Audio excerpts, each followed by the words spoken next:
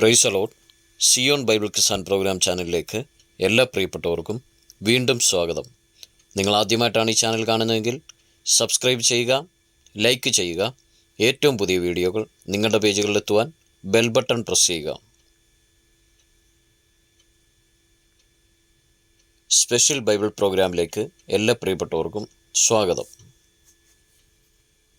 ആദ്യത്തെ ചോദ്യം: നുണ പറഞ്ഞു ദൈവം കൂടെയുണ്ടായിരുന്നു, എന്നാൽ സത്യം പറഞ്ഞപ്പോൾ ദൈവം കൂടെ നിന്നില്ല.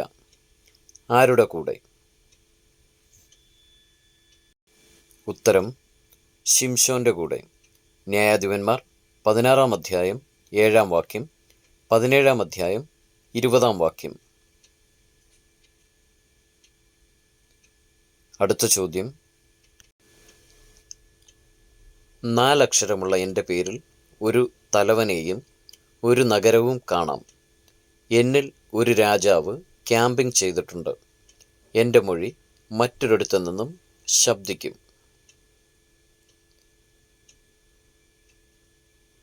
ഉത്തരം: അരിയേൽ. എസ്രയുടെ പുസ്തകം 8-ാം അധ്യായം 16-ാം വാക്യം, യെശയ്യാവ് 29-ാം അധ്യായം 1-4 വാക്യങ്ങൾ.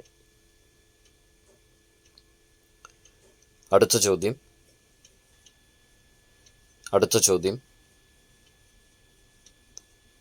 സമയത്ത് വിളിച്ചാൽ വരാത്ത കക്ഷി ആരാണ്?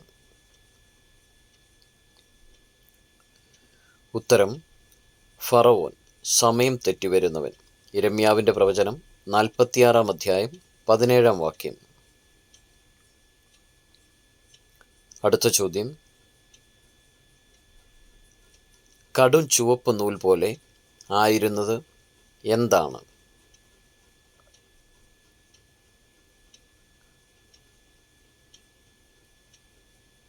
ഉത്തരം: ശൂലേംകാരത്തിയുടെ അധരം. ഉത്തമഗീതം 4-ാം അധ്യായം 3-ാം വാക്യം. അടുത്ത ചോദ്യം: കൊരിന്ത്യരിൽ ഉറപ്പായിരുന്ന കാര്യം എന്താണ്?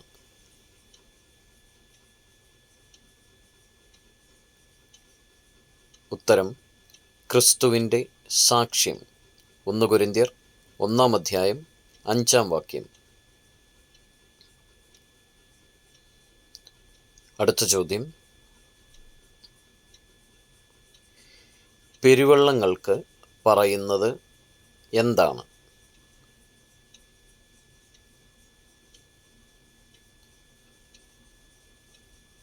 ഉത്തരം: സമുദ്രത്തിലെ വൻതിരകൾ.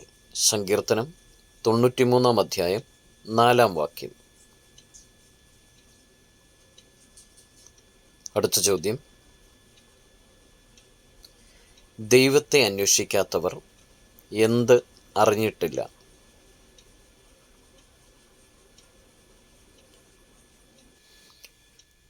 ഉത്തരം: സമാധാന മാർഗം.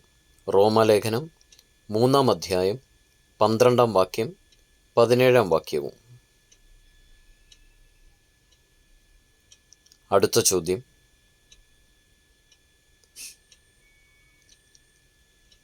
അവർ എൻ്റെ പ്രാണന് അനാഥത്വം വരുത്തുന്നു എന്ന് ദാവീദ് പറഞ്ഞത് ആരെക്കുറിച്ചാണ്?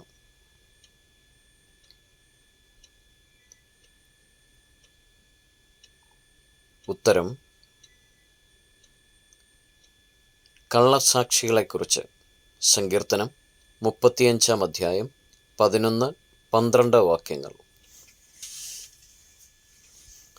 അടുത്ത ചോദ്യം: എന്തിന് തർക്കം ഏതുമില്ല?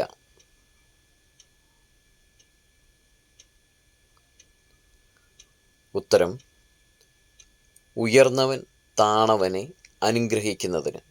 എബ്രായ ലേഖനം 7-ാം അധ്യായം 7-ാം വാക്യം. അടുത്ത ചോദ്യം: യഹോവ പാറിപ്പോകുന്ന താളടി പോലെ ആക്കിക്കളയുന്നു. എന്തിനെയാണ്?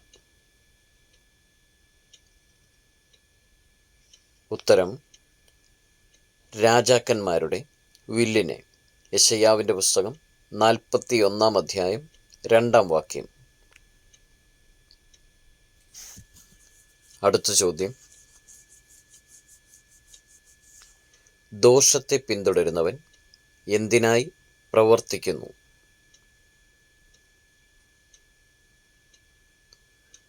ഉത്തരം: തൻ്റെ മരണത്തിനായി. സദൃശവാക്യങ്ങൾ 11 അധ്യായം 19 വാക്യം.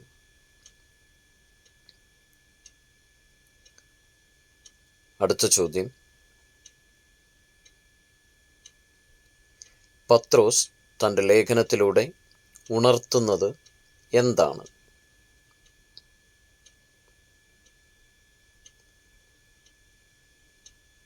ഉത്തരം: പരമാർത്ഥ മനസ്സ്. 2 പത്രോസ് 3 അധ്യായം 2 വാക്യം.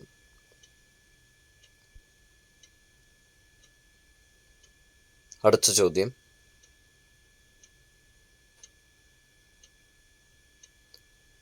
ക്രിസ്തുവിൻ്റെ ഉപദേശത്തിൽ നിലനിൽക്കാത്തവനോട് കുശലം പറയുന്നവൻ എന്തിന് കൂട്ടാളിയാകുന്നു?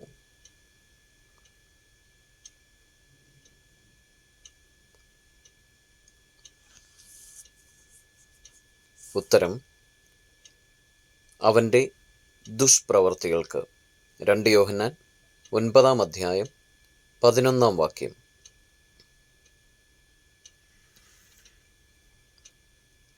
അടുത്ത ചോദ്യം: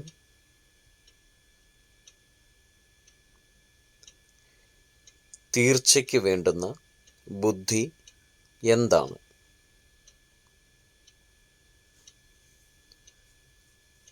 ഉത്തരം: വിനയബുദ്ധി.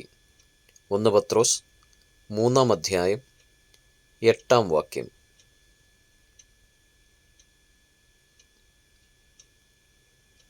അടുത്ത ചോദ്യം: പാപയാഗവും അകൃത്യയാഗവും തമ്മിലുള്ള പ്രത്യേകത എന്ത്?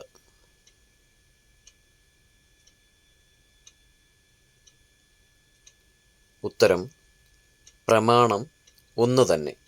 ലേവ്യപുസ്തകം 7 അധ്യായം 7 വാക്യം. Thanks for watching. God bless you all.